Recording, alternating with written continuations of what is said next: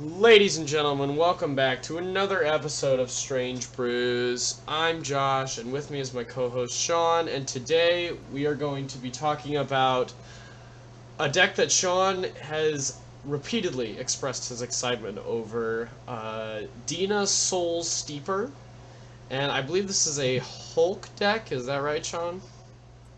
Well, as we get into more, I'll explain it a little more. But there's two win conditions in this deck. There are two synergies with Dina Soul Super. Do you mind if I just read the card's text and kind of Go for it. I know explain you're what we're really doing here? excited about this one.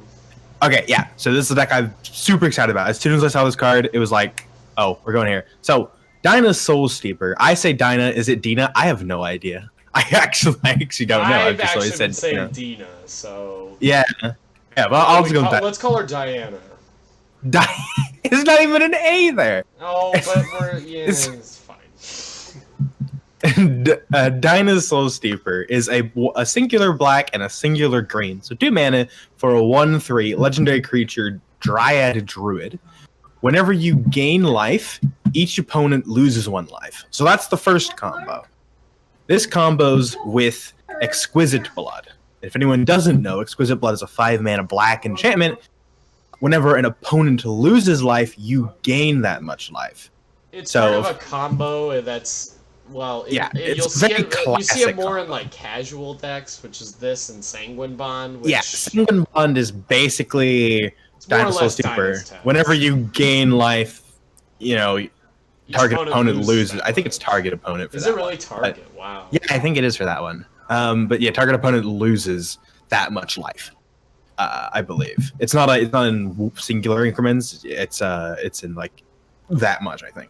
In any case, it's but never been yeah. a combo we've been able to run in our format, just because like 10 mana, and then you have to have something else to trigger it.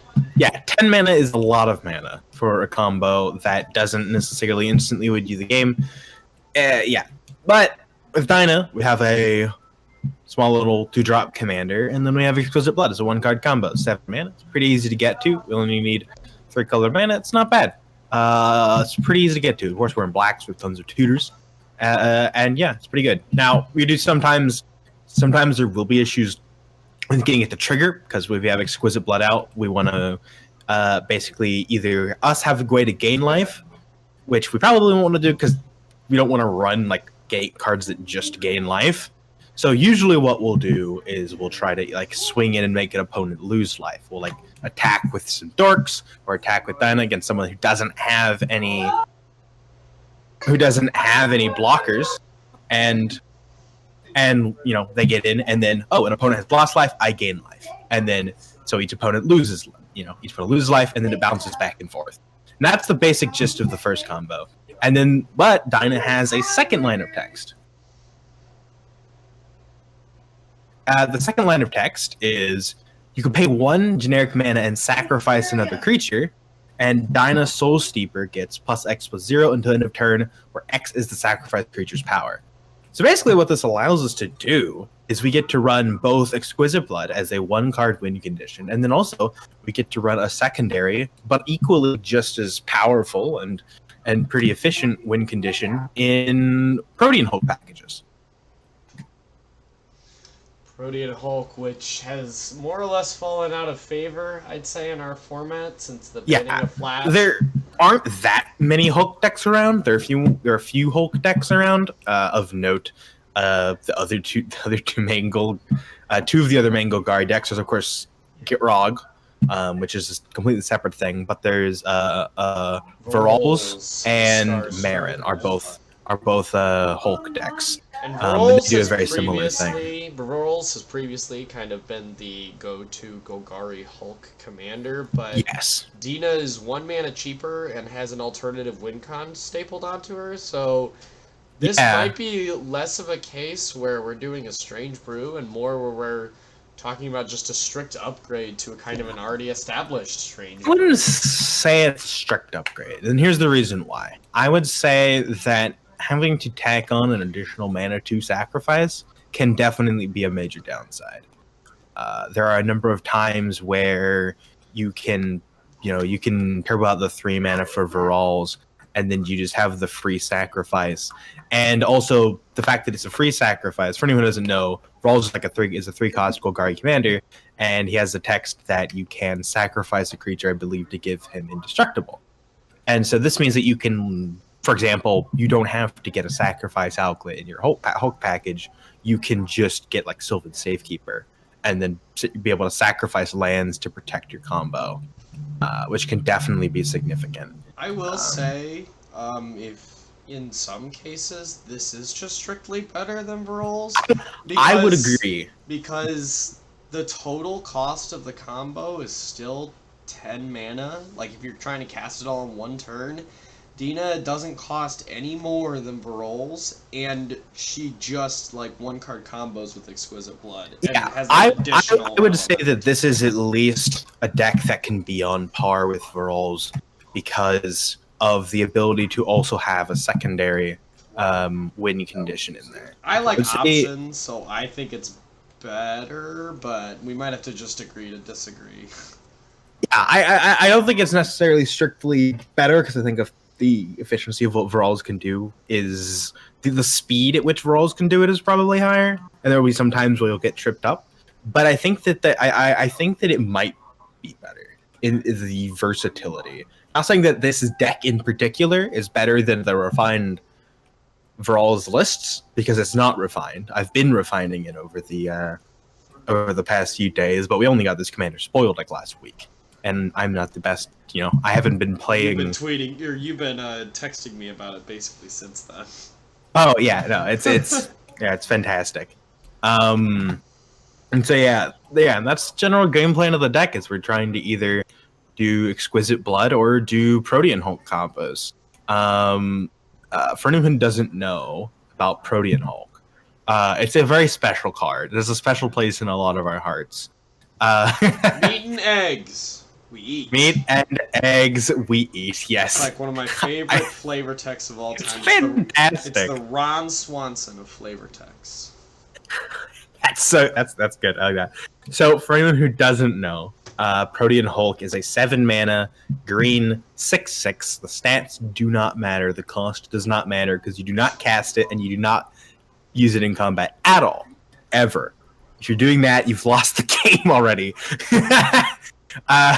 Yeah. Spoken like a man who's never locked in a game with Protean Hulk beats.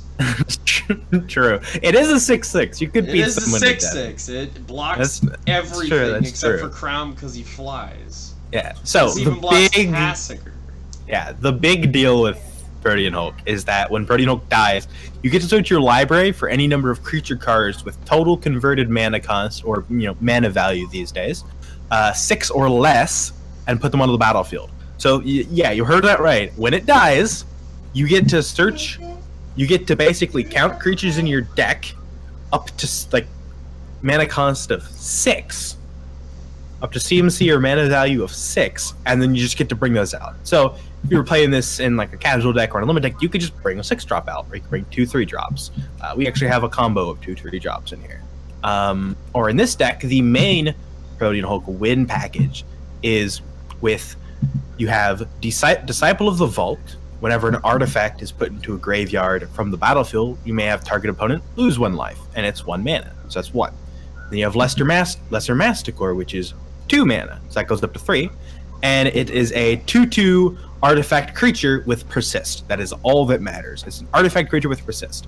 And then you have Malira, which combos with Persist creatures by saying creatures you control can't get -1/-1 counterspell on them. For anyone who doesn't know, Persist is basically when it dies, when it goes to the graveyard, it comes back with a -1/-1 counter if it didn't already have a -1/-1 counter on it. So then the second time it dies, it wouldn't come back. However, with Malira out, it just comes back and it never gets that -1/-1 counter. And so that's 5 mana because Malira is 2, and then you get either a Carrion, in this deck, either a Carrion Feeder or a Viscera Seer, which both say sacrifice a creature on them.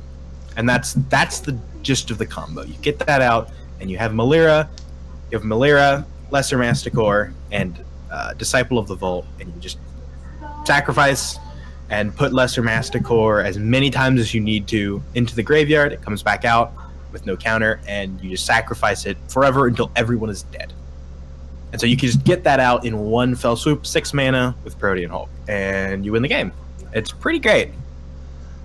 Just as a quick aside, Protean Hulk is one of the areas in our format where there's definitely a lot of room for experimentation, innovation on different Hulk piles. My favorite one is actually the Azuri pile, which is Azuri Claw of Progress, which is he's like a blue-green commander from 2015, one of the experience counter ones, where whenever a creature with power 2 or less ETBs, you get an experience counter, and then at the beginning of combat, you put a 1/1 counter on target creature for each experience counter you have.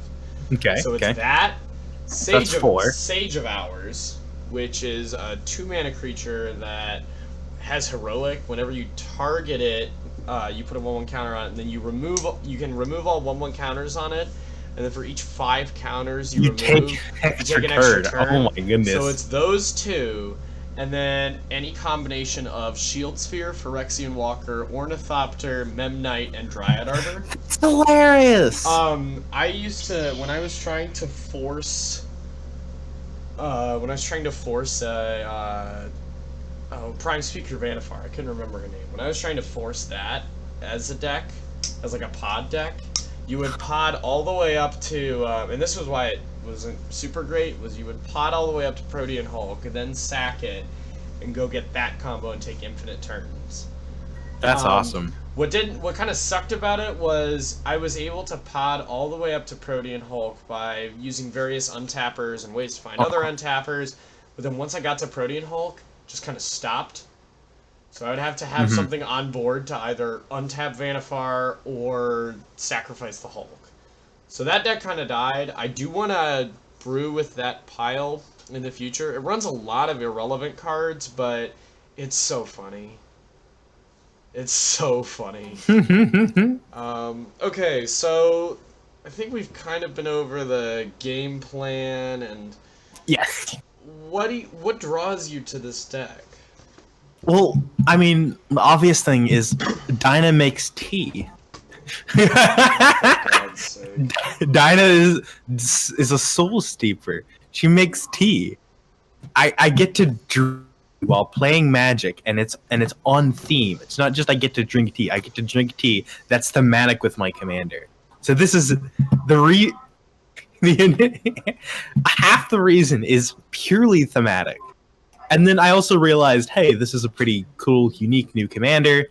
We don't really have anything that combos with Exquisite Blood efficiently. We have Vito, Thorn of the Dusk Rose, but he is mono black and 3 mana, which is significantly worse being in mono black.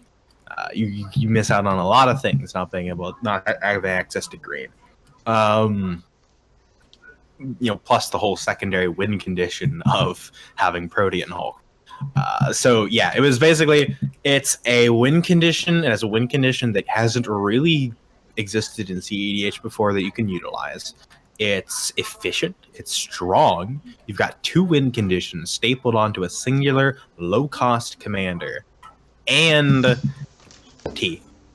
So yeah, and it was of course she's brand new. So I'm like, hey, let me get ahead of the curve on this thing. Let me jump and see what I can do with this. Took a couple of days, I got distracted, but within like 2 days, I had a good deck, and I actually put in 3 games so far with her, and it's been pretty awesome. All right.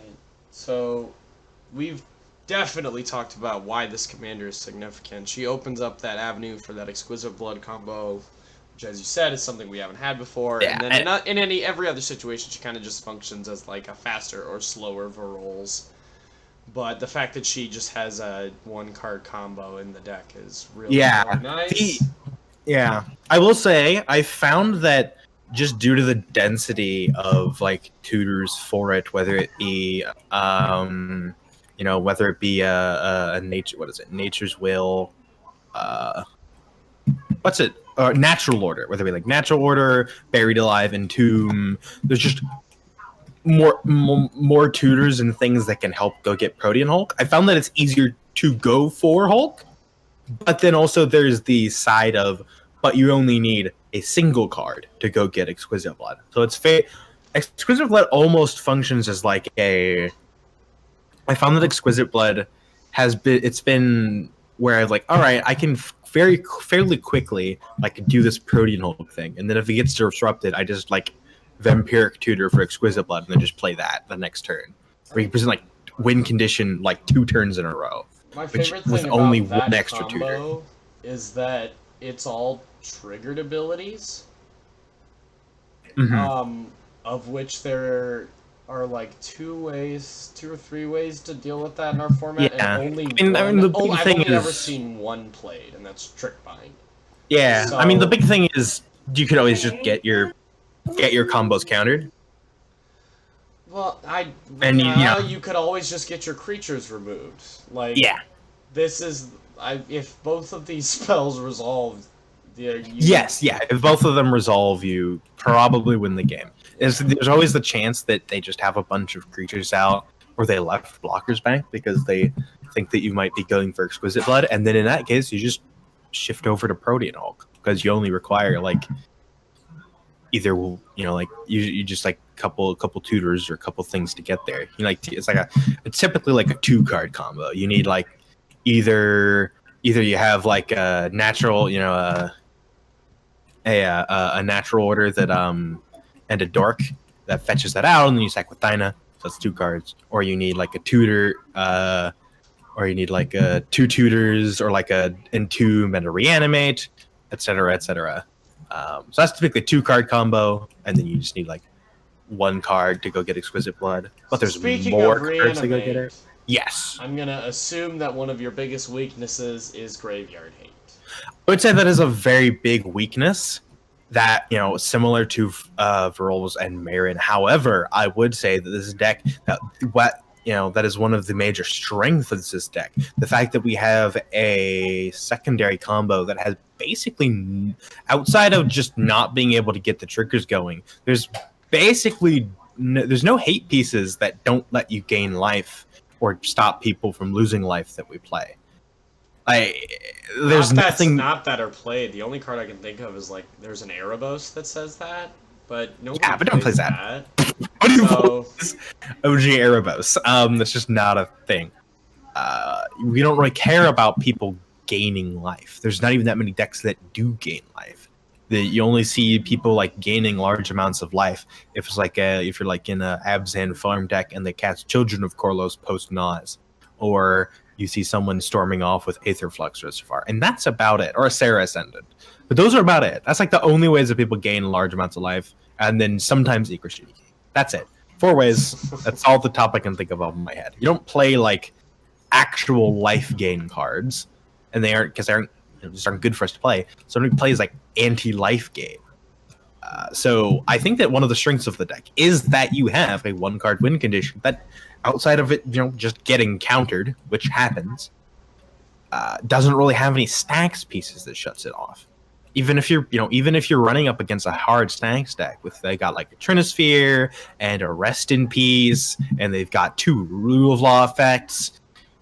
You've already probably got Dina out on the field from earlier. You just play Exquisite Blood, you just swing, and then you win. You just play through all of their stacks pieces.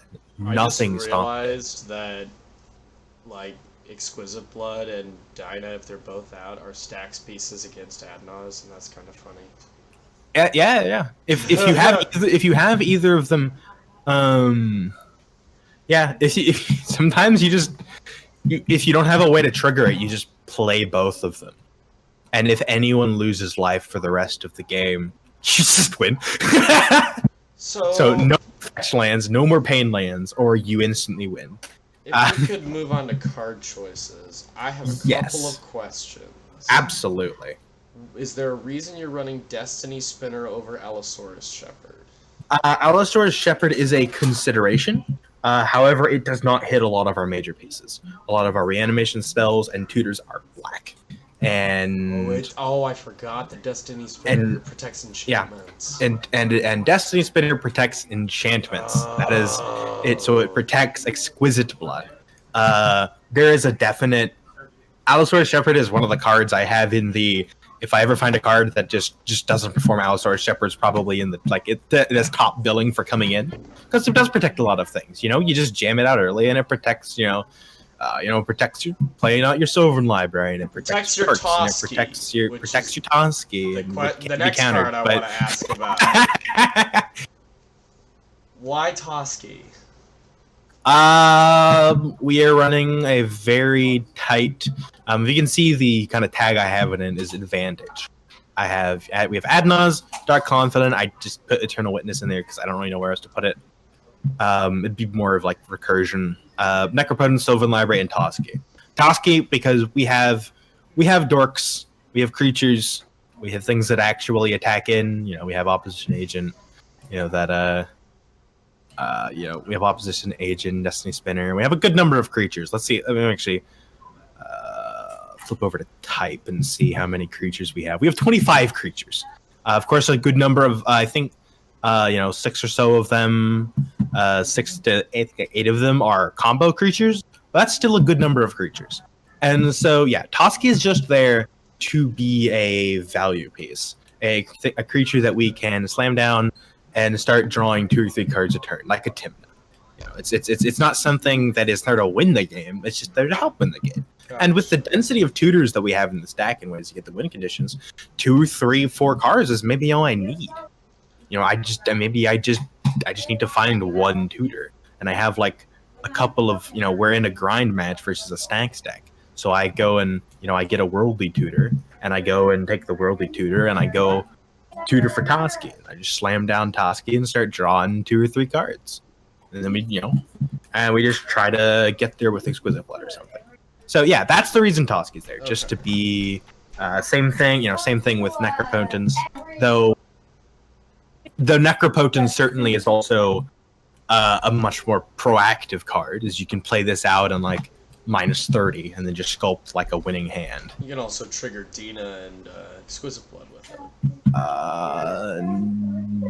No, because it's whenever you gain life or opponents lose life. Yeah. No, it's all good. It's all good. Why Ad Nauseam seems bad in this deck to me.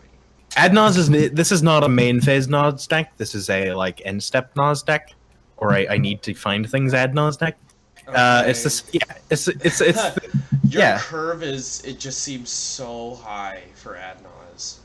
I know that this is in the gotta go fast. Yeah, it's 1.43. I'm gonna draw like 15 cards maybe. Okay. Yeah. I'm not expecting to draw more than that. But what I would love to do is just have mana open, and then I just, maybe end of someone else's turn, I Dark Rit, cast an Ad Nauseam, draw like 10 to 15 cards, stop there, and then I just win the game on my next turn. I'm not running like Peer into the Abyss. I'm not trying to turbo any of these things out to win the game. You might just have those games where you go Razaketh, Hulk, Body Snatcher, like all in a row, and it just really hurts. Yeah, of course. That's my only looking at the density of 3 CMC and up cards. There are quite a few. Mm-hmm. But I guess there are situations you're describing you don't really care, and you're not really going that deep. So yeah, I'm not planning on going that deep.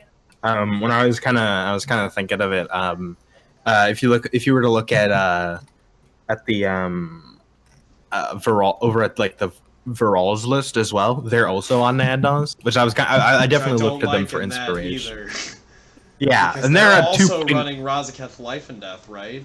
Yeah, they're on 2.5 without lands. I'm on 1.4 or 1. They're on 1.25. I'm on 1.43, which is definitely, or without Ad Nauseam 1.4. So it's definitely mine is definitely worse. But yeah, Ad Nauseam is just here to just draw a few cards. I definitely have a curve that punishes me. That can definitely punish me. But if I'm in this situation, but I think it'll be a very rare situation where I'll cast an Ad Nauseam at the end of the end step before my turn, and I think most of the time it will set me up in a position to win fairly soon. if not directly on the next turn. Right. I have not tested it that much. I probably, it probably is something that I should test more of. But yeah, I'm not looking to turbo out an Ad Nauseam. Right. I'm not looking to get out there. Were there any cards you specifically wanted to address that we haven't talked about? Just some fun things. We get to run one of my favorite lands, and a land that is very, very good in this deck. High Market. It is a colorless land. You can tap it to add 1 colors to your mana pool, but you can also tap it and sacrifice a creature to gain 1 life. So this land is actually sick in this deck. It serves 2 purposes. It gains a life and it sacrifices a creature.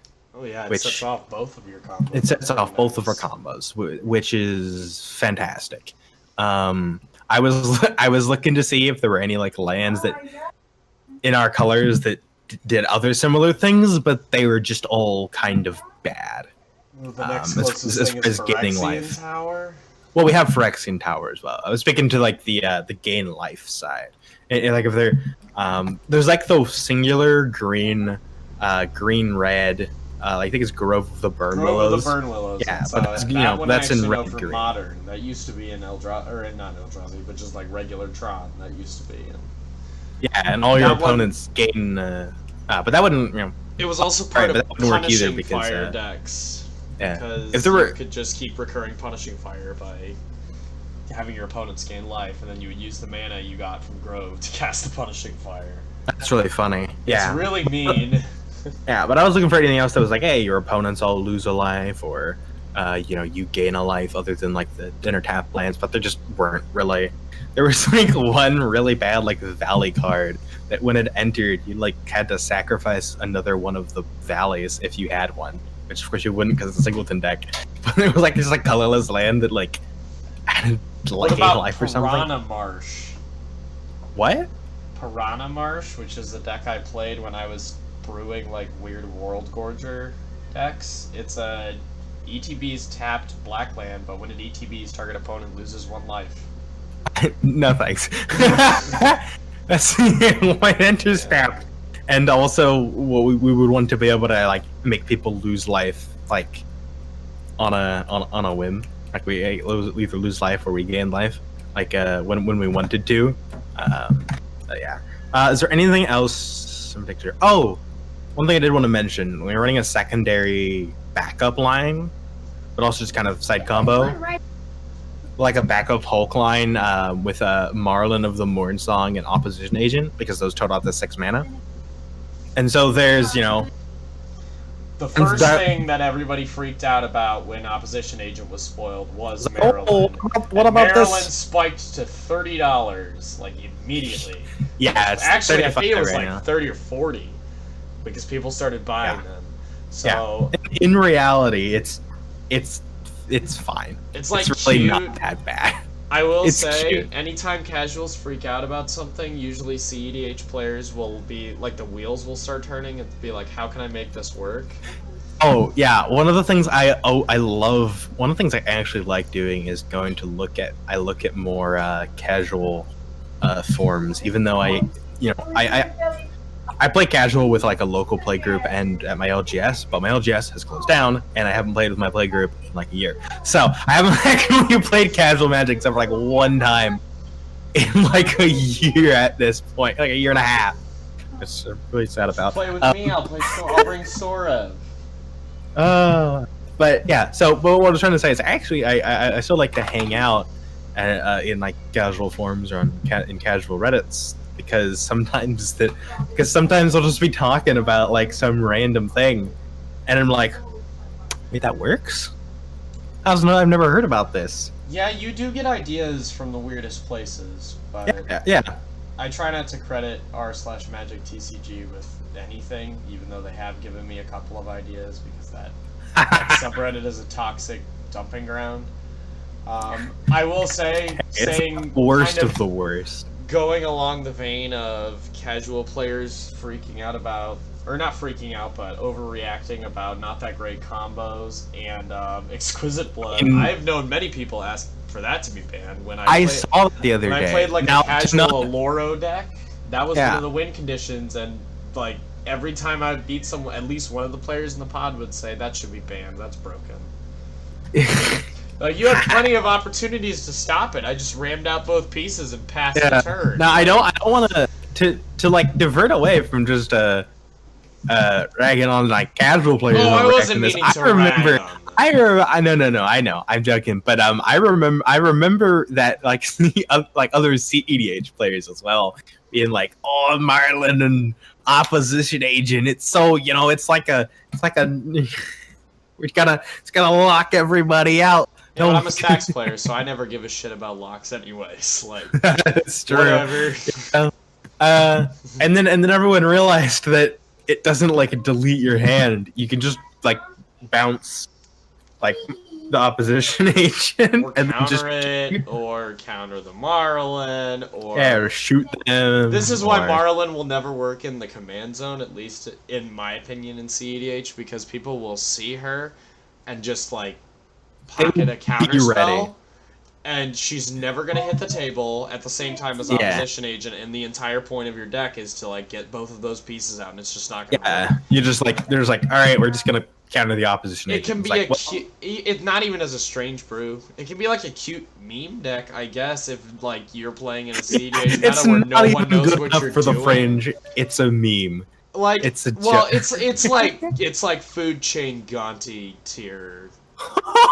Like, oh, you mean Galta? No, I mean Gonti. There's a food chain deck with Gonti Lord of Luxury as the commander, where your only goal is to Praetor's Grasp someone else's food chain and go off like that. That is 100. It's really really bad, but it is hilarious when you see it happen, and I have seen it happen on a stream, and it was pretty funny. But like, that deck, if you're not playing in a pod where someone's playing food chain, that deck just does not function. And if somebody like gets rid of your really Praetor's funny. Grasp, your deck just does not function unless you like repeatedly hit Gonti until you hit someone's food chain. Gonti was actually my one of my favorite ways to win in my casual Yarick deck. Gonti's pretty good. Making infinite mana with Peregrine Drake and a bounce creature with Yarick out, and then that recurring. Was one of my favorite ways to win in Pop. Yeah, doing it over and over again with Gonti, Lord of Luxury, and exiling.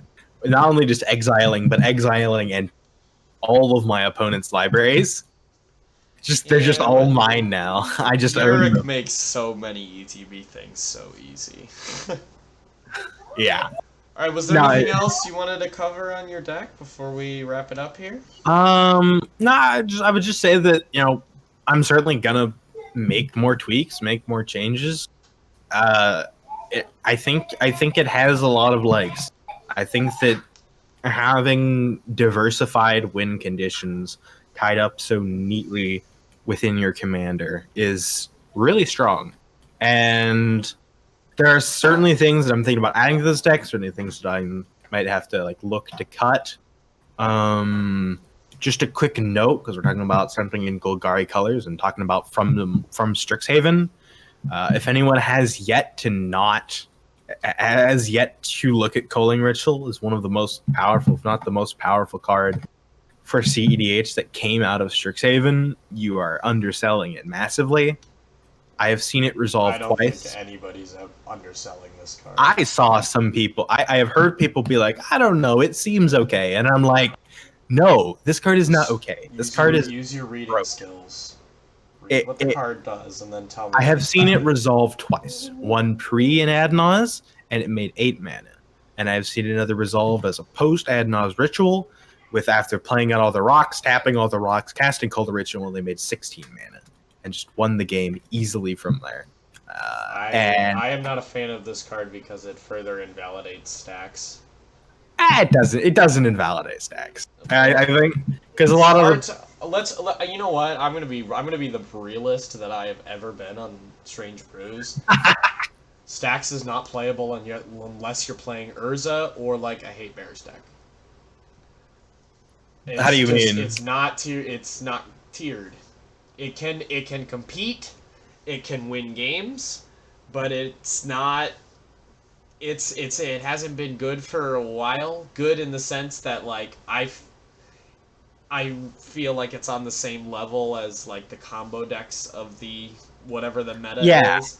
It hasn't been that way. I agree with what Amy said. Basically, since 2015, 2016, partners kind of just that's when you started to see stacks drop off, and you still have people like me who force it because I have such a love for that archetype, and mm, we have such a love for that archetype than just playing control and building these intricate like locks. But it's seeing cards like this just makes me sad because number one, that's my first thought is yay, another card I have to worry about when I sit down with a stack, and two, that every time I say, well, this is just mean to stacks, everyone says good. Because I guess people don't like playing against stacks. Anyways, it is a very good Magic card. If yeah. it's not on your list to pick up from Strixhaven, it definitely should be, and it is definitely a card that I want to discuss more in depth Mm, when we do our set and review, which we will be doing for Strixhaven. We've got a lot to talk about. yes. Um, I just want to say real fast is I am less pessimistic about stacks in the current metagame. I think that stacks was actually in the best place it's been in a while. Absent Culling Ritual, which is definitely a big ouchie, to say the least. When it resolves against you, it's gonna hurt. But I will say that I have seen more stacks and more stacks not even just in casual like just playing with friends pods, but also appearing in tournaments, and not just like Michael Levine playing Heliod and top fouring, but like just that other was amazing. stacks just in tournaments. And also just a lot of stacks that just see a lot of play, whether it be Yasharn or I know Callahan has a Golo stacks list that they love.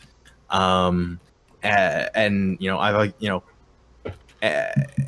Cobblepot has like as their like Kenrith doing fairy magic that he and Phoenix and Pongo they all kind of did various Kenrith stacks things.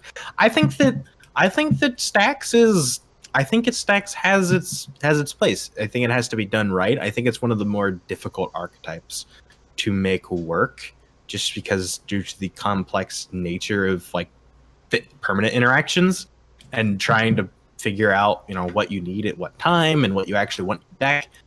But I think this stacks is actually in a good place. Just to comment on that, this might be something we may want to talk about another time. Yeah, I But just I haven't seen a don't be so dedicated. pessimistic, man. Now that's who I am. Well, I I will be the always have to optimist. be. I I think always have to stacks be is a alive and well. pessimistic, and anything I'm doing is always wrong. And if I'm loving stacks, then I must be wrong. Also, I will say, Culling Ritual, another big plus for running a Shia in your stacks. Do it, people. Is It's this really good. true? Direct Do it. can't run a Shia. All your But stacks creatures can't but get killed. Wandering Archaic is not That okay? Yeah, mana let's not value talk 2 or much about less. that. All right, well, Yeah. let's Right cut it off now, here because we're just gonna we're talk definitely going to talk forever. about that card in Sean, the where set can interview. people find you? People can find me at DeathSingerLee on Twitter. I talk about Magic the Gathering, occasionally about other things. Recently, I've been talking about a lot of Strixhaven things, and also just general chatting, talking with people. Hopefully, I'll be able to play some more Dyna soon and get a little more testing with that. We should play sometime soon. We should definitely play, and I'll probably end up saying something on there, posting something on there on Twitter about Dinah and how she performed when I do. I'm really looking forward to seeing how she does. So, where can we find you, my friend? You can find me at 2inablue on Twitter. I also tweet about Magic, consistently disagree with and then agree with Saffron Olive. It varies from tweet to tweet. You can find the cast at SBS_cast on Twitter. Until next time, I'm Josh, I'm Sean. and this has been another episode of Strange Brews. Take care.